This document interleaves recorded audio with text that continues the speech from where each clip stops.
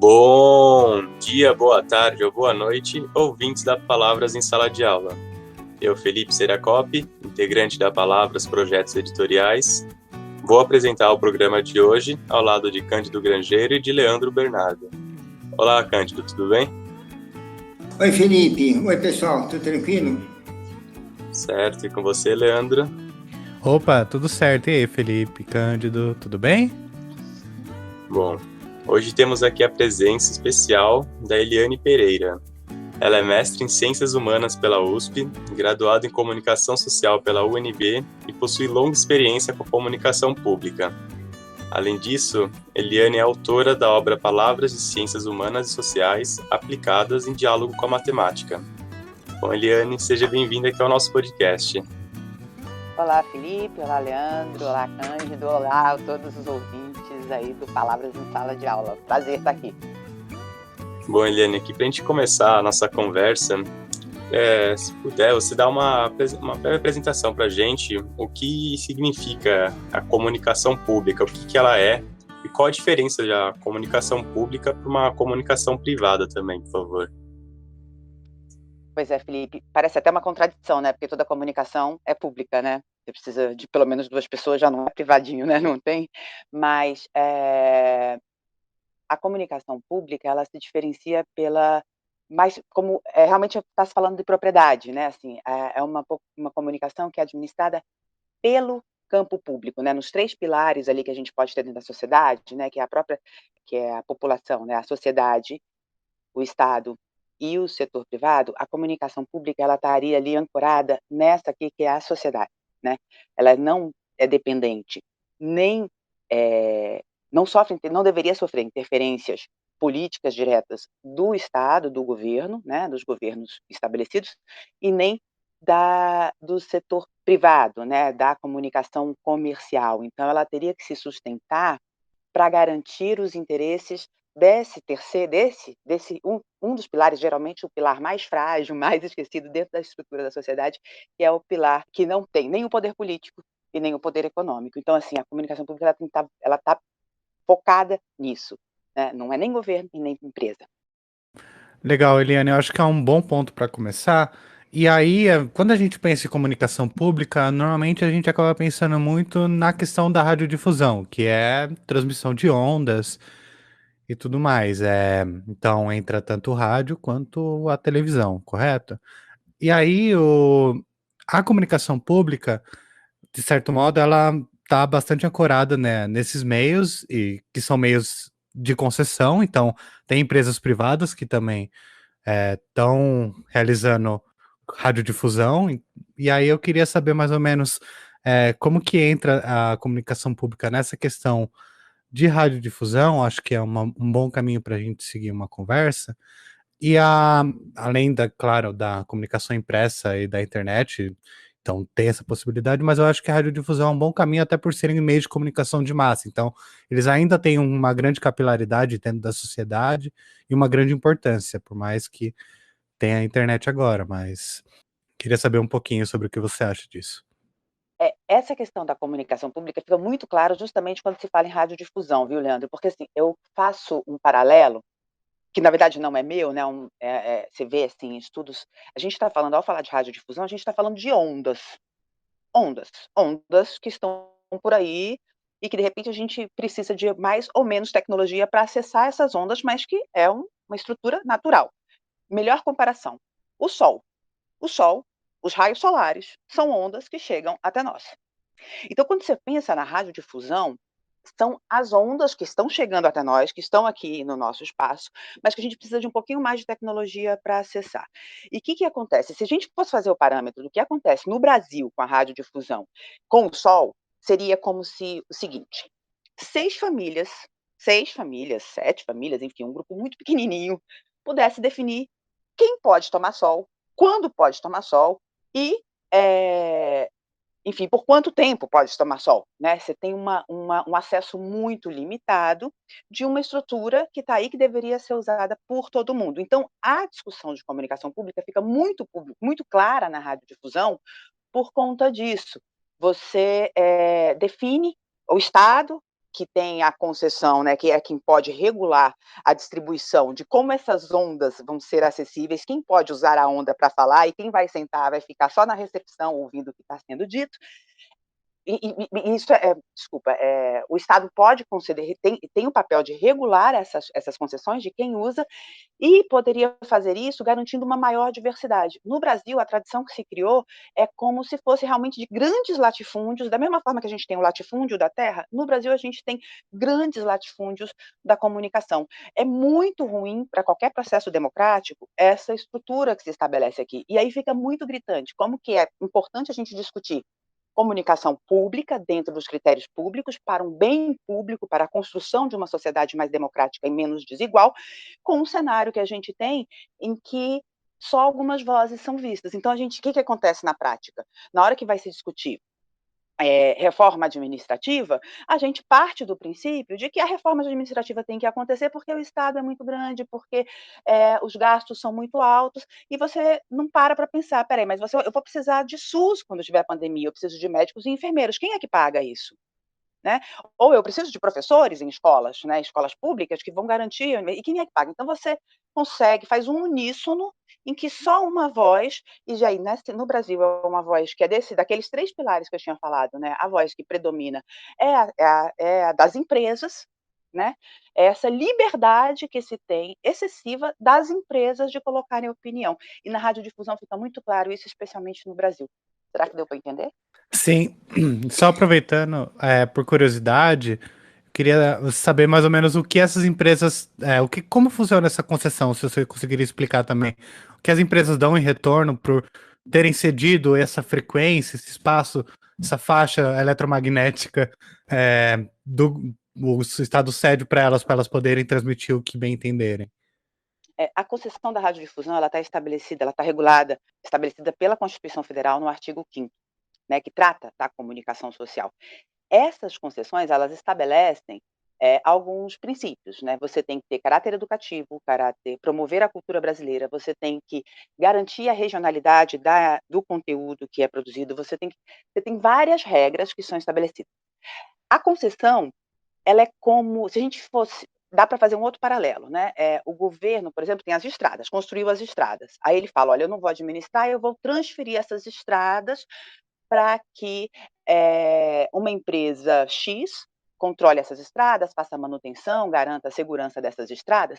Em contrapartida, ele vai passar a pagar a reforma, os custos de reforma dessa estrada. Ele vai cobrar uma coisa da sociedade, vai passar a cobrar e vai entregar aquele trabalho que eu faria de manter aquela estrada sem buracos, quem passa a ser feito por uma empresa privada. A concessão de radiodifusão, ela vai no mesmo parâmetro. Só que, diferente de todas as outras concessões que são feitas, nenhuma contrapartida é exigida para quem recebe o direito de usar as frequências da radiodifusão. Então, você não tem que devolver nenhum centavo para o poder público pelo uso deste espaço.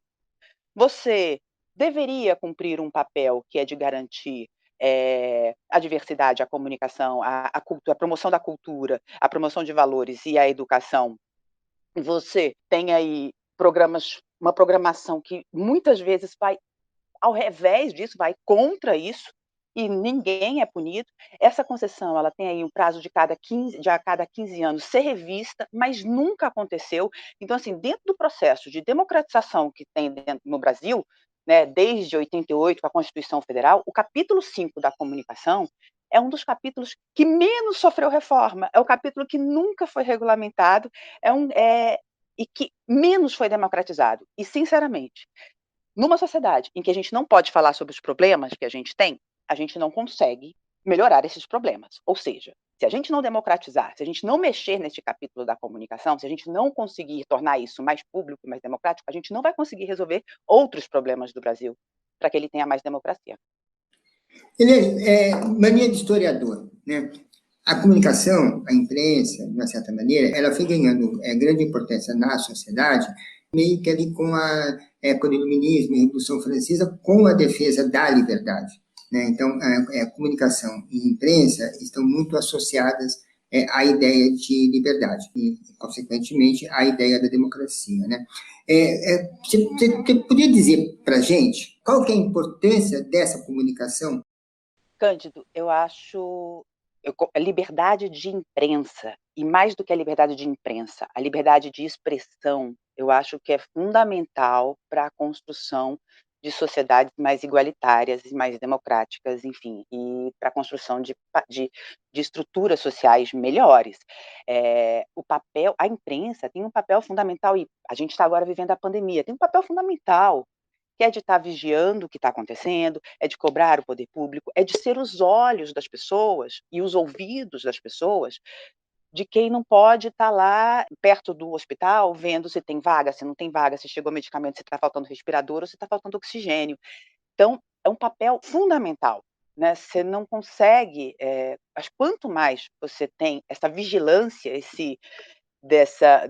tanto do poder público quanto do poder econômico, mais democracia você tende a ter. É fundamental. O que eu acho que acontece, que às vezes a gente se equivoca, é que a gente confunde liberdade de imprensa com liberdade de empresa.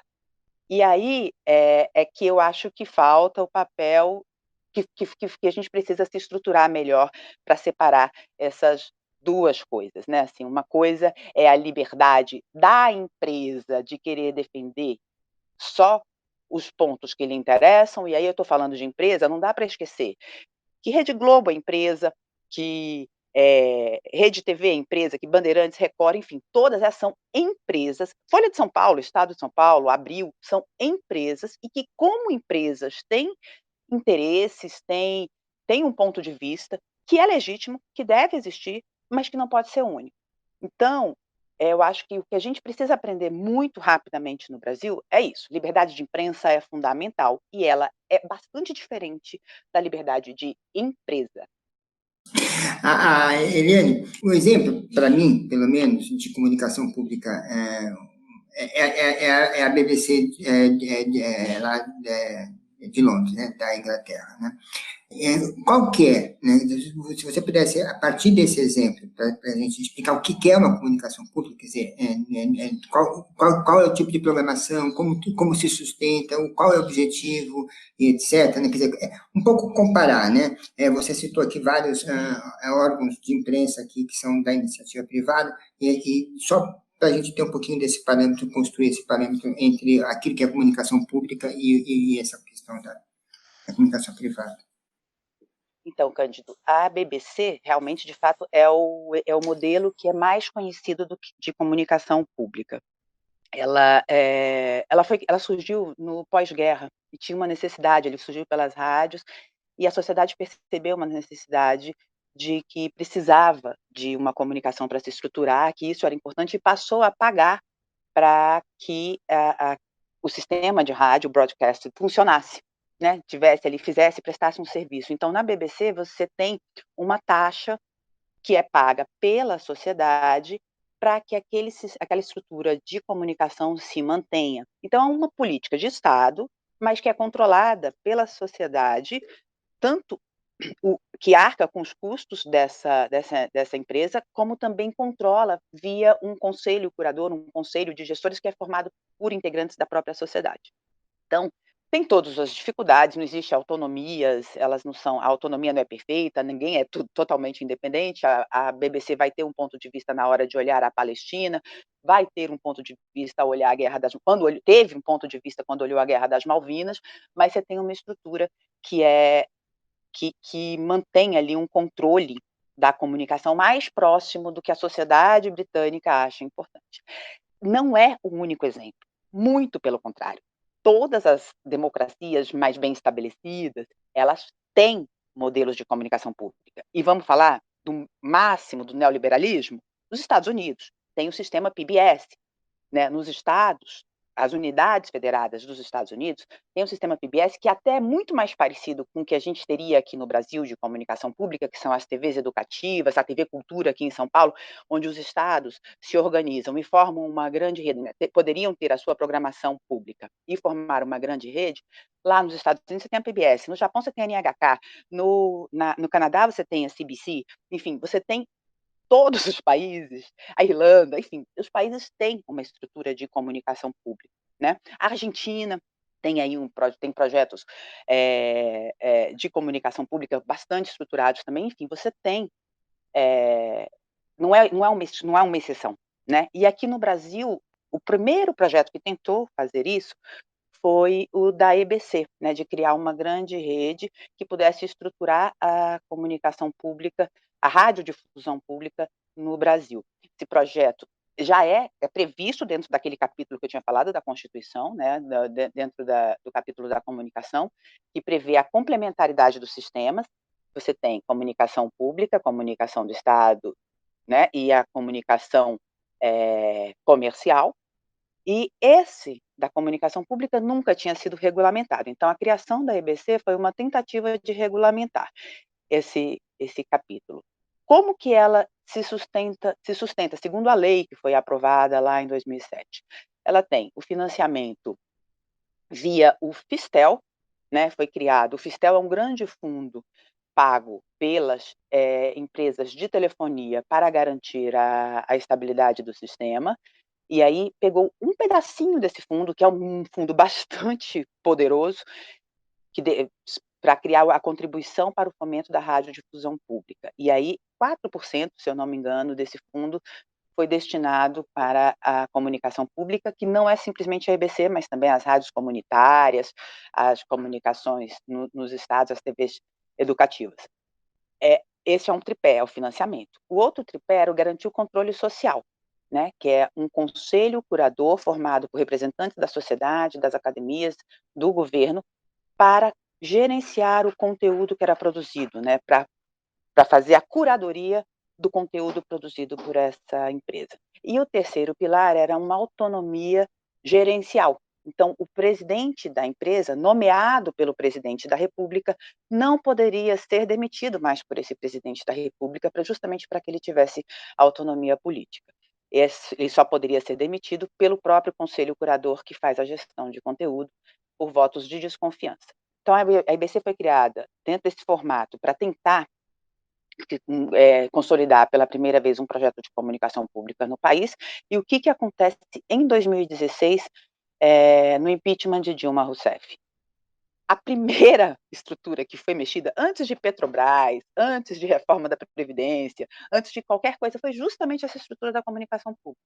Então, você tem em 2016, você tem uma medida provisória assinada pelo então presidente Michel Temer, que acaba com o Conselho Curador e com o mandato do presidente. Então, a gente ficou agora do tripé, a gente só tem agora esse acesso aos recursos do Fistel para a manutenção da empresa. Isso coloca na UTI o primeiro projeto que a gente teve para tentar estruturar uma rede de comunicação pública. Essa história não significa simplesmente criar, né? E aí falando mesmo de sonho, não era simplesmente criar uma empresa, um canal de televisão ou as emissoras de rádio, como a gente tem, enfim, mas era fomentar toda uma rede, né? Você recebe o dinheiro do Fistel, aqui do recurso, para poder manter essa empresa, mas você vira lá e fala assim, nesse momento de pandemia, qual que era meu sonho agora dentro da comunicação pública?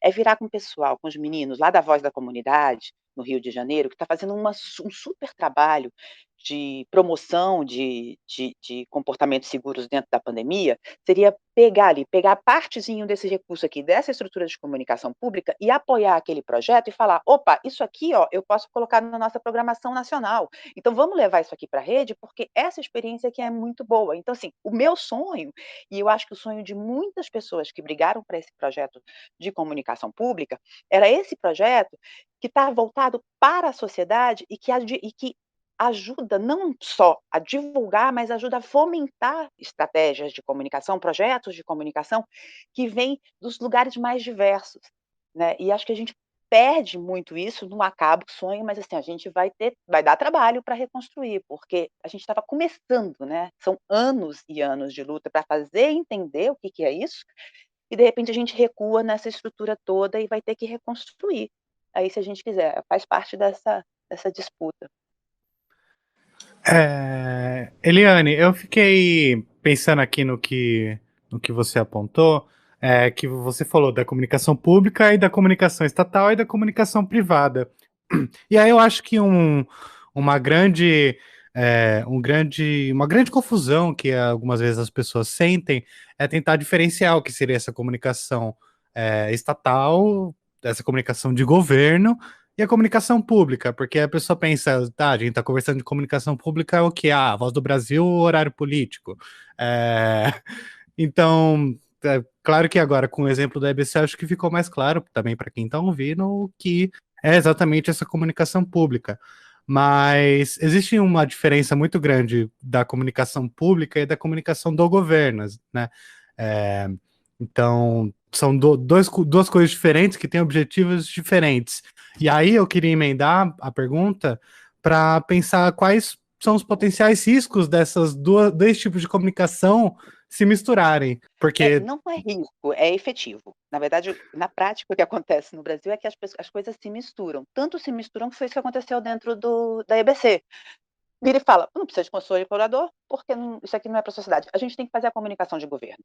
Então, o que acontece dentro do Brasil, e eu acho que isso não acontece só em relação à comunicação, é uma confusão mesmo entre esses conceitos, do que é público, do que é Estado, né, do que é governo e do que é privado. Olha, um exemplo que eu gosto muito, que foi o momento da ocupação das escolas públicas, daquele movimento dos estudantes, né, acho que foi 2017, né, 2016, né, 2016 para 2017, em que teve a ocupação das escolas. Para mim, o que eu aprendi com aqueles estudantes é que aquele espaço, que sempre foi tratado como espaço de ninguém, na verdade tinha um dono e o dono é o público. Então ele falou assim: "Olha, vamos melhorar esse espaço aqui, porque essa escola é minha também", né, então você tinha aquele espaço abandonado. E isso acontece um pouco dentro da nossa história, né, as pessoas, ou o público ou é de ninguém, e você faz o que quiser, ou é meu, né, meu, do poder, de um determinado poder, que se apropria e fala: "Só eu que vou poder usar esse poder aqui, essa estrutura". Então, é muito comum dentro do Brasil a gente confundir público com governo. Não é. A comunicação estatal, a comunicação do governo, ela é fundamental. Não dá para deixar de existir, e é legítimo que se faça. Não, então, assim, é legítimo, é importante ter uma TV Justiça, é importante ter a TV Câmara, a TV Senado, a gente vê como que isso acessa, né, e também é importante ter o canal, o meio dos poderes executivos nas diferentes esferas poderem divulgar o que estão fazendo. Isso é uma prestação de serviço, isso registra para a história, isso é a comunicação oficial e ela é bastante legítima. Tem que acontecer. Está previsto na Constituição que ela aconteça. O que não pode acontecer é a gente achar que a comunicação do governo é a comunicação da sociedade. Ou a gente se contentar que a comunicação gerida por um grupo fechado, por algumas famílias, seja uma comunicação que atenda à sociedade em sua plenitude. Tanto não atende que a gente nunca consegue discutir, por exemplo, por que metade do orçamento da União, e isso faz parte lá da discussão do livro didático, né, de Ciências Humanas e Matemática. Por que na hora de discutir uma política de teto de gastos para o país, a gente discute um teto para todas as áreas, menos para o pagamento de juros, o dinheiro que é destinado para o mercado financeiro do orçamento da União? Deixa eu fazer uma pergunta. Eu tenho várias perguntas para te fazer, assim, né? Mas acho que tem uma ou quase duas que para mim são muito importantes, né? Você passou aí nessa coisa pelas rádios comunitárias, né?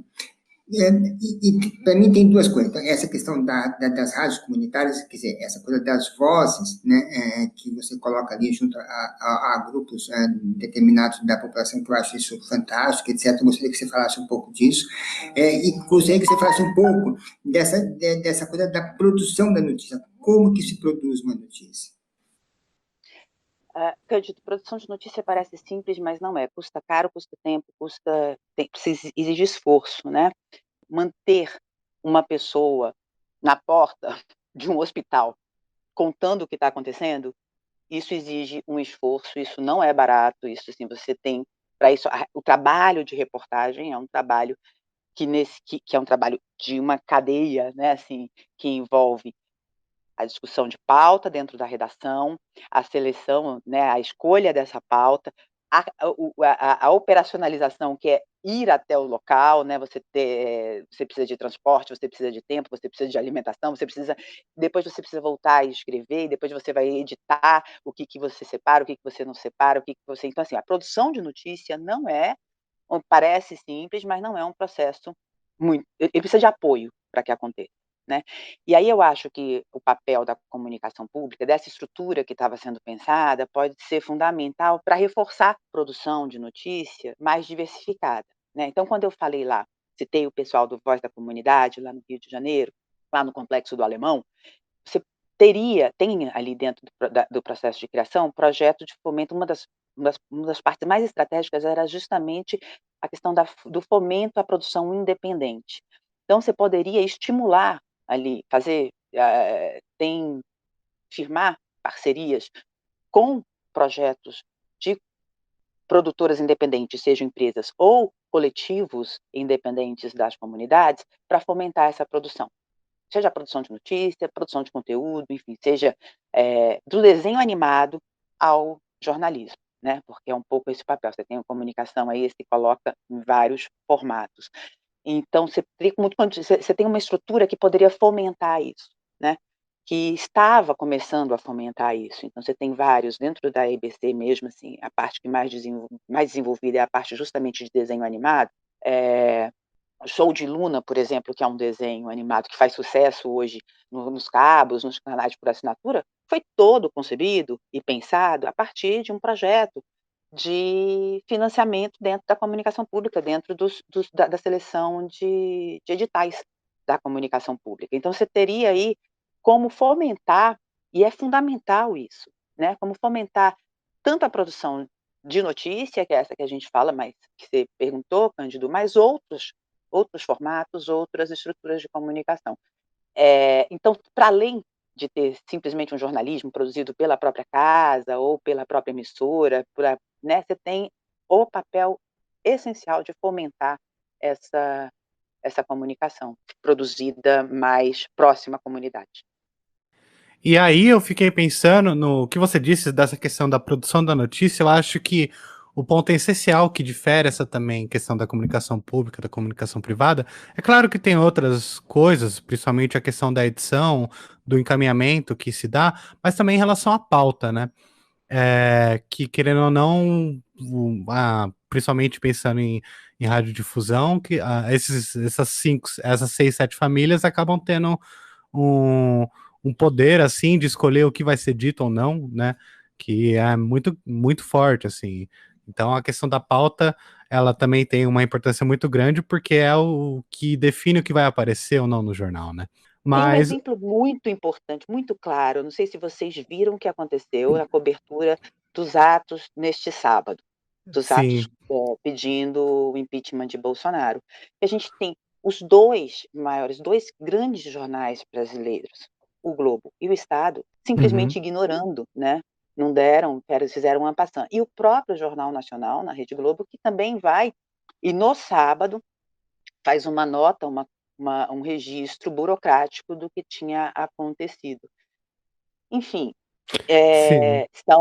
isso é um agendamento do que é importante ser discutido, do que não é importante ser discutido. Sim, e considerando o que rolou no dia 29 de maio, só também para quem não tá ouvindo isso no futuro, é, também é. Mas todos esses temas, tudo que a gente falou até agora, eles vão caminhando para uma questão que tá sempre em alta e é sempre uma questão muito complexa, que é a internet.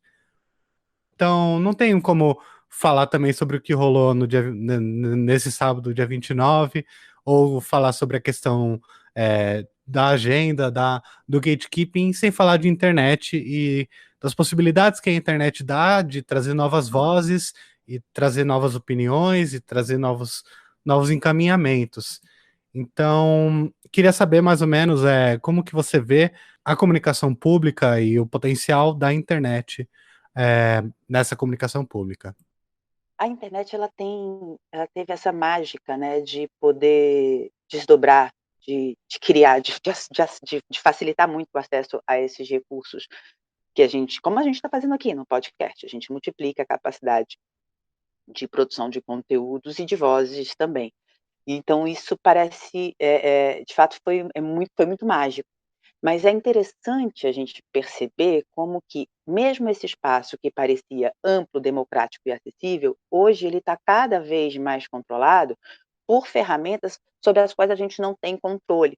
A gente não sabe exatamente como funcionam. E a gente está falando aí de algoritmos. Então, a reflexão que se coloca hoje é como que nós vamos garantir vozes de diversidade, diálogo e democracia num cenário, num contexto em que a gente está fechado em bolhas, em que a gente fala como, a gente reverbera com o nosso próprio espelho. E aí vai criando essas bolhas de acordo com algoritmos, essas contas matemáticas manejadas por esses grandes gatekeepers. Então a gente coloca, e a gente não está falando mais só de empresas nacionais, da comunicação nacional, mas a gente está falando de empresas transnacionais, a gente está falando de Google, Twitter, Facebook, Mark Zuckerberg, enfim, uma concentração cada vez maior definindo quem fala com quem, o que fala e como fala.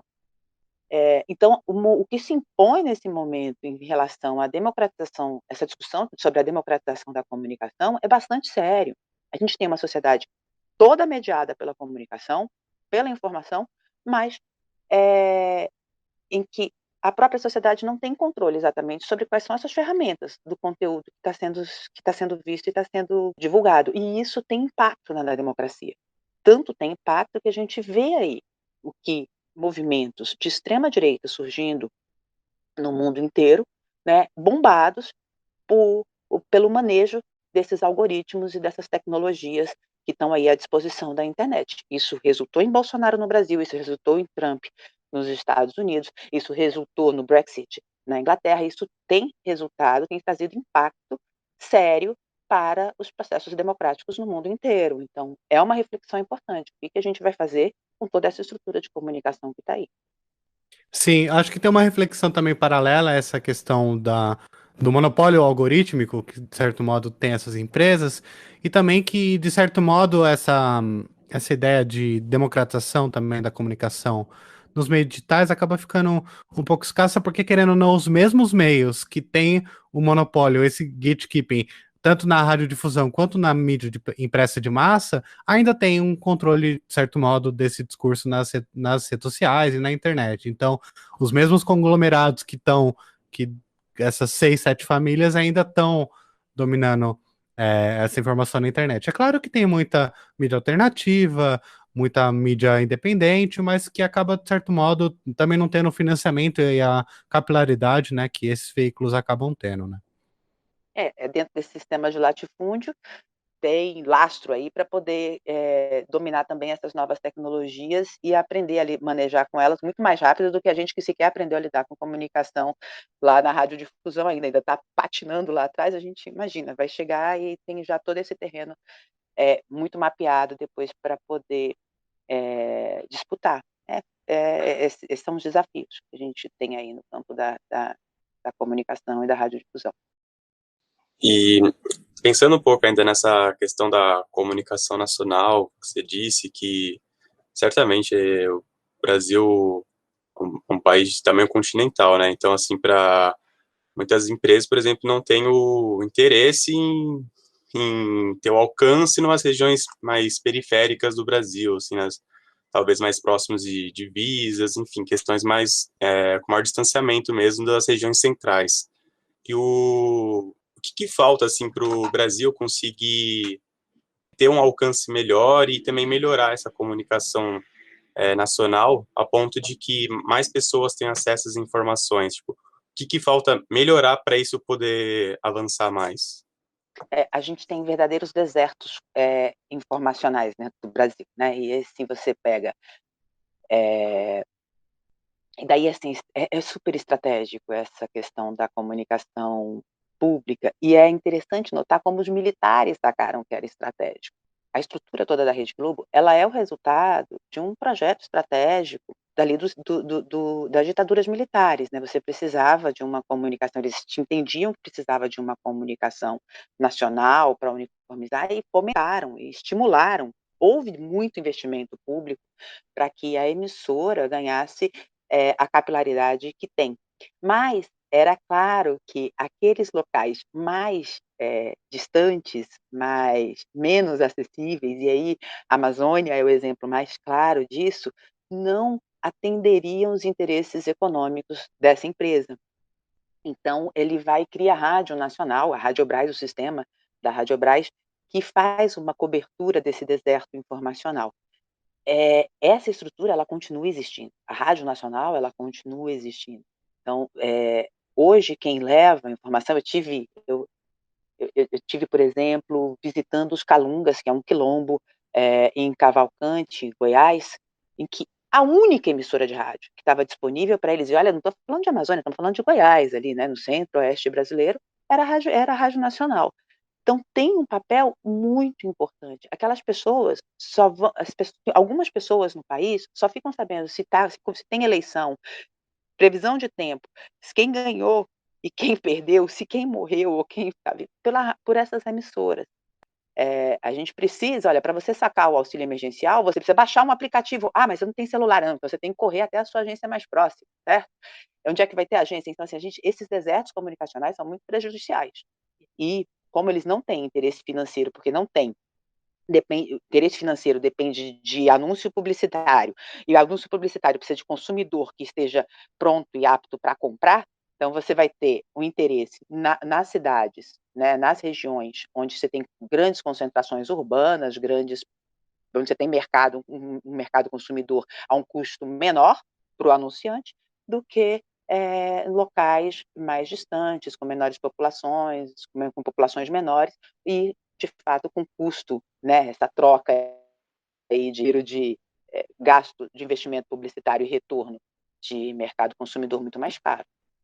Sim, é só um paralelo muito legal que tem nisso, é que tem uma reflexão de que no Brasil existem várias épocas ao mesmo tempo, né? E eu acho que isso é sintomático, de que tem gente que tá vivendo ainda mais ou menos com as condições que se tinha nos anos 30, alguns nos anos 50. Então, querendo ou não, ainda tem gente vivendo, entre aspas, na era do ouro do rádio, assim. Então, o rádio é o principal meio de comunicação que as pessoas têm.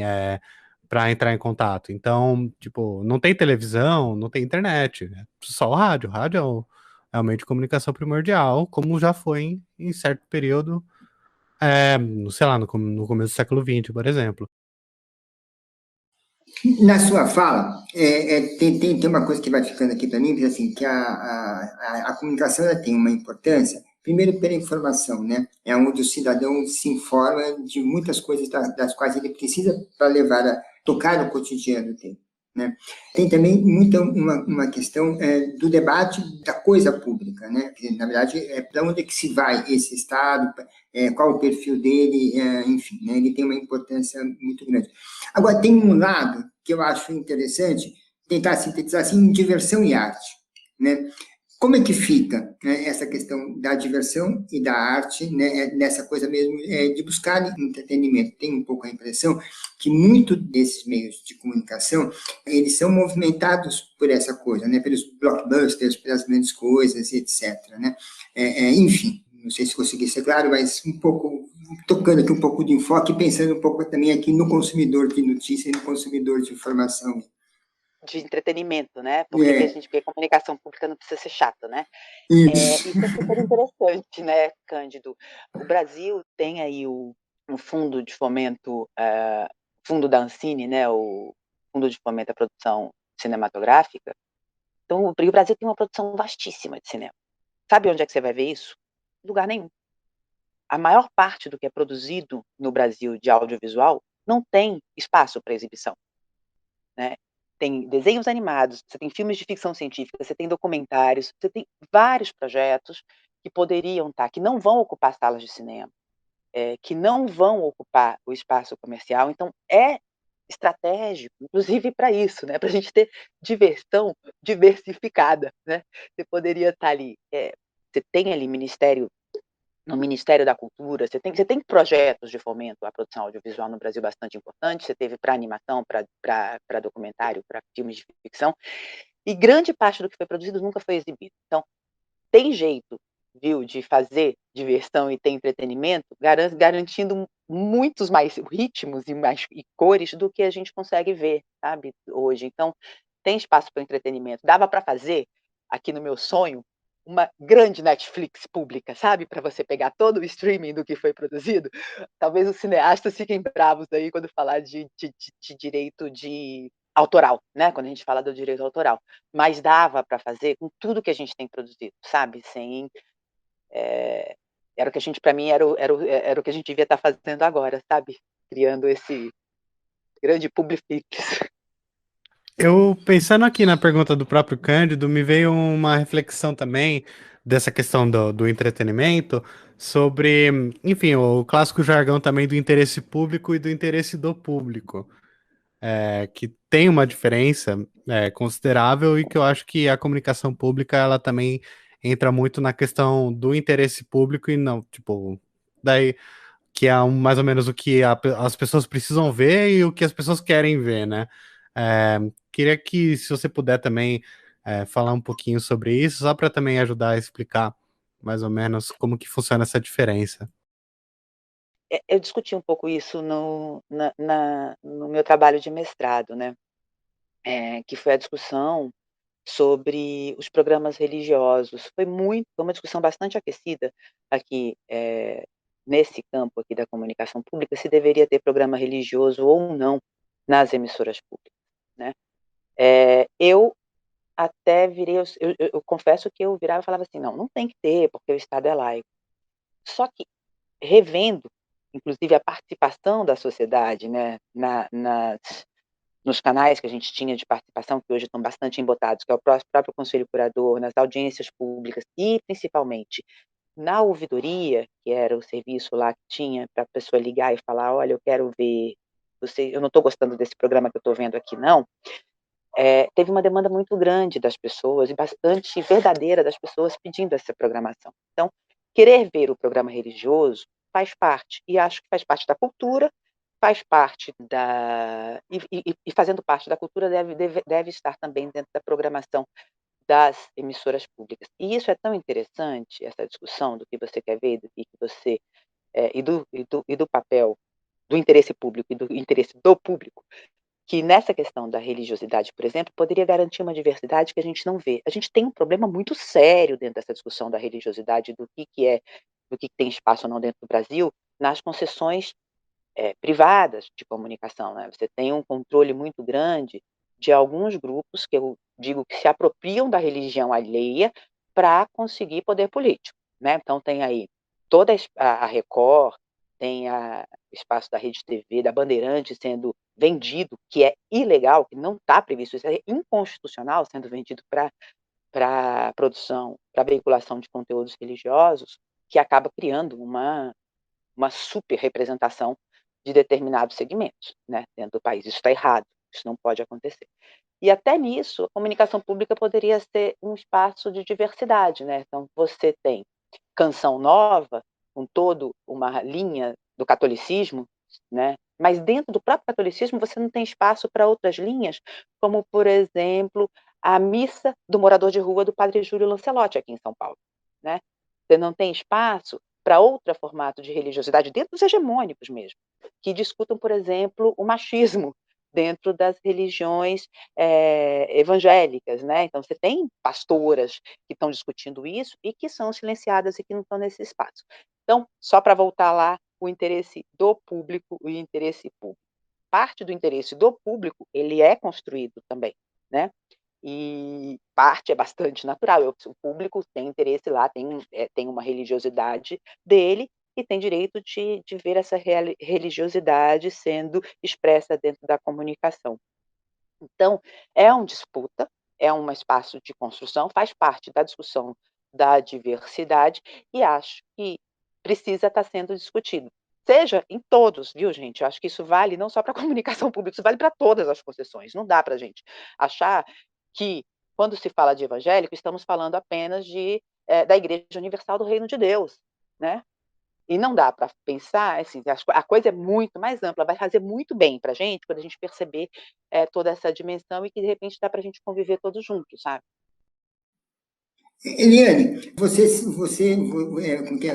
sempre esteve muito envolvida com a produção da notícia e da comunicação, etc. E agora você escreveu, participou, né, da escrita de 2 livros, né? Mas o que eu queria saber, Qual que é a sua expectativa agora de chegar na sala de aula, de chegar na escola, né? Quer dizer, toda essa sua experiência com a produção de notícia e etc., como que é falar para as escolas? É interessante, né, Cândido, porque o meu lugar, minha relação com a escola é assim, é mágica, é o lugar que se aprende, né, assim, esse lugar do aprendizado, eu acho bastante sagrado, assim, foi um grande desafio sair desse lugar do jornalismo e muita responsabilidade, né, porque você tem dentro da sala de aula, você tem muitas vidas ali e muita responsabilidade, né, para uma coisa muito parece muito mais longa. Eu sou jornalista, né, o meu erro como jornalista, ele pode até perdurar muito, mas ele é mais efêmero. O desafio de escrever o livro didático, o que me colocou foi isso, assim, essa responsabilidade de ser uma coisa muito mais duradoura, né, e que vai falar com pessoas num momento muito, importante, que é esse momento da formação. Então, para mim foi um grande desafio, foi um grande exercício. E e eu espero que o conteúdo que está sendo colocado ali, a gente está discutindo dentro do livro de ciências e matemática, ciências humanas e matemática, questões bastante fundamentais, como, por exemplo, a formação econômica desse país, né.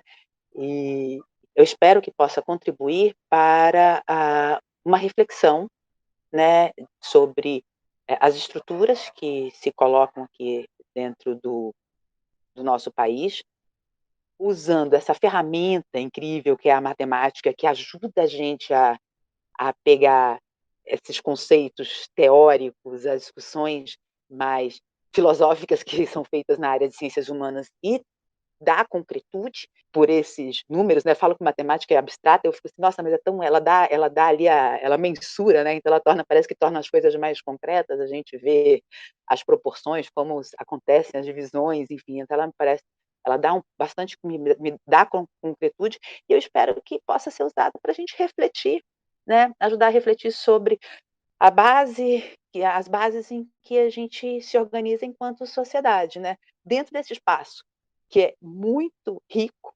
muito acho que com muito mais tempo para discussão do que a gente tem no espaço do jornalismo, na produção jornalística diária, né. Então ela é bastante rica, bastante desafiadora, eu espero que possa ser bastante bem aproveitada aí pelos professores, pelos alunos, por toda a comunidade escolar, pelos pais, pelas famílias. Aproveitando que a gente está falando de educação e eu queria também juntar a conversa que a gente teve até agora, também até talvez encaminhando para um final da conversa, eu queria saber mais ou menos a sua visão sobre os paralelos que tem os potenciais trabalhos da escola com a comunicação pública.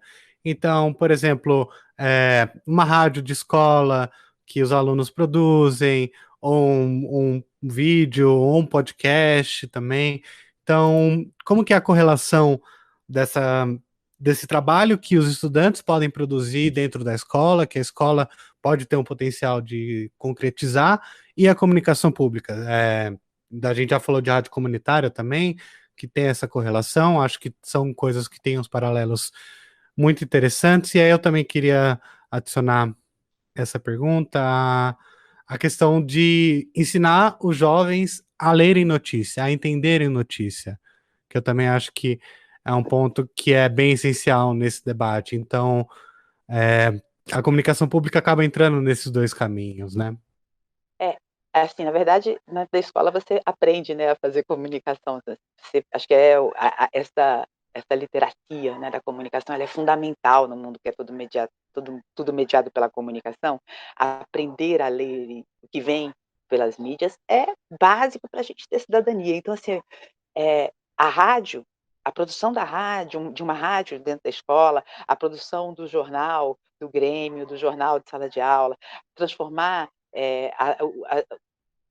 as entrevistas que foram feitas por um determinado trabalho num formato, né, dar um formato noticioso, acho que são exercícios muito importantes para criar essa espécie de alfabetização dentro da mídia, né, assim, você preparar pessoas mais habilitadas para lidar e para conseguir separar, né, nesse mundo de fake news, de notícias, dessa seleção de notícias, né, pelo que tem sempre um ponto de vista, e você perceber que esse ponto de vista vai interferir na informação que você acessa.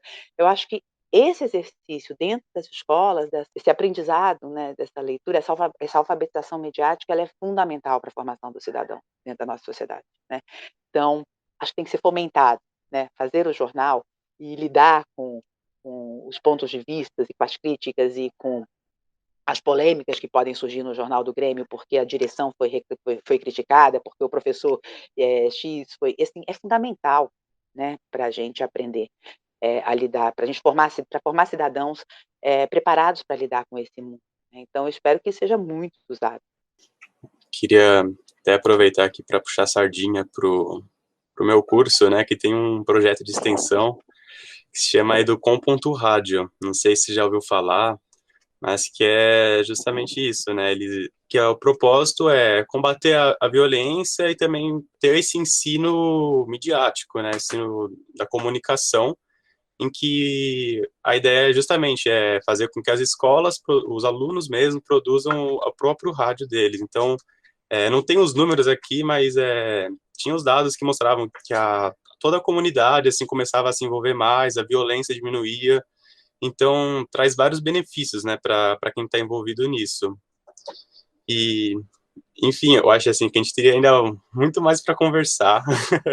Tenho certeza que aqui todo mundo queria fazer alguma perguntinha a mais, mas até pela questão de tempo já estamos aqui atingindo o limite. Então, eu queria agradecer muito, Eliane, sua presença, tudo que você trouxe, todas as informações novas também. Agradecer ao Leandro, ao Cândido, por essa conversa que acho que foi muito legal e quem está escutando provavelmente deve ter gostado bastante também. Super obrigada, Felipe, super obrigada, Leandro, obrigada, Cândido. De fato, eu acho que eu falei muito, né? Talvez eu me empolgo mesmo com esse assunto e não paro de falar. Espero que contribua muito aí para levar, né, essa discussão sobre a comunicação. Você estava falando daí do comunicação, né? Assim, o projeto da sala de aula e a leitura, ele é um processo muito rico e tem que ser muito valorizado. E espero que essa conversa nossa aqui possa ajudar a promover essas experiências. Então, super obrigada, valeu muito, Leandro, Felipe, Cândido, pela oportunidade. Somos nós que temos muito a agradecer. Eu acho que a sua fala abre uma série de perspectivas. A gente podia pensar em 50 mil podcasts a partir da sua fala. Agradecemos muito a sua presença aqui, né? Sim, foi uma conversa que também para mim é muito cara, é um assunto muito caro para mim, então, como jornalista também, então eu acho que foi uma conversa bem legal, bem produtiva, deu para traçar bastante paralelos e espero que as pessoas continuem pesquisando e que a comunicação pública, espero um dia que consiga se fortalecer, consiga trazer os seus reais objetivos, né? Bem, convidamos vocês para acessarem o nosso site, que é palabraseducacau.com.br. Assim vocês podem acompanhar as novidades da editora e acessarem nossas coleções didáticas aprovadas no PNLD 2021. Não se esqueçam também que os nossos podcasts estão disponíveis no Spotify, no YouTube e no SoundCloud. Eu sou Felipe Seracop e nos encontramos no próximo episódio do Palavras em Sala de Aula. Até mais!